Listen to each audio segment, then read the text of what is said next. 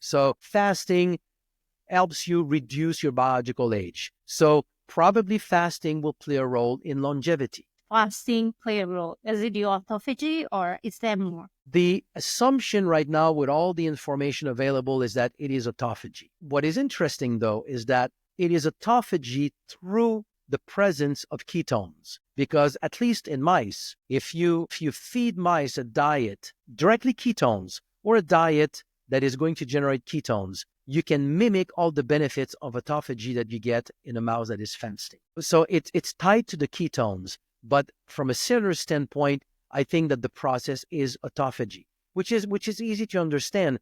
We oftentimes don't realize the degree of garbage that is in a cell, with so many misfolded proteins, organelles that have been damaged that the cell basically just stop utilizing, and they stay there until the process of autophagy, because the cell needs energy, so it will turn on itself and will release enzymes to basically start to digest all these debris that are garbage in a cell. And then your cell becomes more effective because it has cleaned up itself.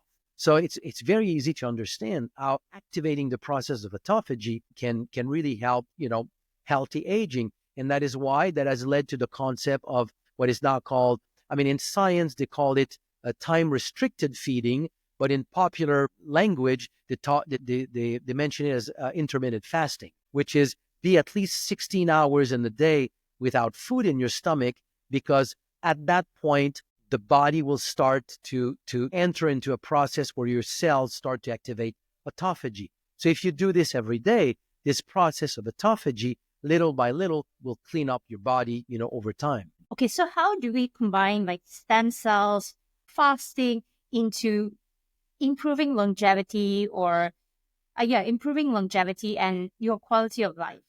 I mean, it's a big question, because I think if somebody starts to look at all of this and say, let's do all of it, it gets like overwhelming. So I think we kind of get into it one little thing at a time. Fasting, you pick up fasting, it's not the simplest. For many people, it is difficult to fast. You need like to almost like train the body to fast, because if people are used, as soon as they need energy or they feel weak and they reach out for something that is sweet, then that means the body has been completely trained to take the energy strictly from sugar. You need to be able to train the body to take it from fat. And when you do that, that's when the body starts to produce ketones, and you will realize that the energy that you get is much, much milder, but you can concentrate so much better. So you need to train the body to fast. I think ultimately, if somebody does, let's say, 3 days fast, not more than once a month, ideally maybe at the change of season.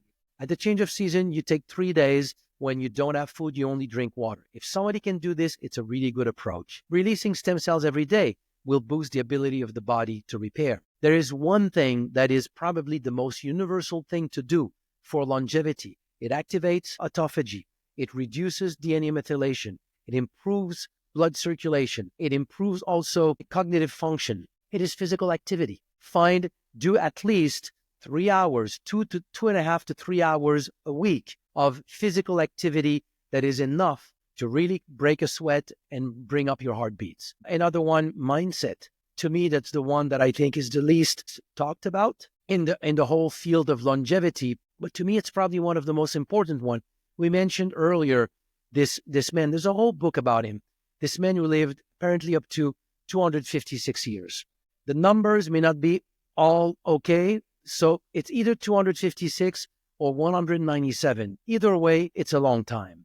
And when he was asked what was his secret to longevity, his answer was, I keep a light heart. So we need to kind of sit back with this. We need to sit down with this. That means if you meditate and if you realize that, like Mark Twain said, Mark Twain, an American writer, said, I spent all my life resolving problems that fortunately never happened. All the time, we're constantly thinking about things. The mind never stops thinking, and most of what we think about actually never happens. And we're caught into this thinking process. And my point here is that if we can calm the mind and realize that we're making things into problems when oftentimes they're not problematic, the stress associated with this has a high cost on our health through various aspects. And we can look at many verticals of the impact of stress on life. Stress will increase high blood pressure. Untreated, it's heart disease. It will shorten your life. Stress also will reduce stem cell function. Stress, cortisol, more specifically,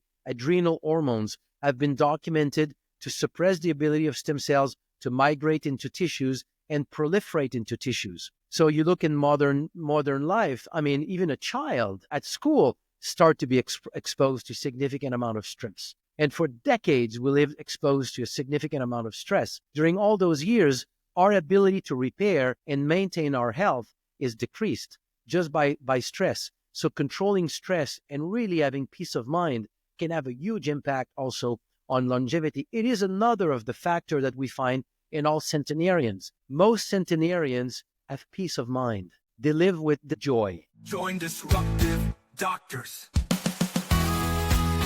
Oh, Disruptive Doctors. Impact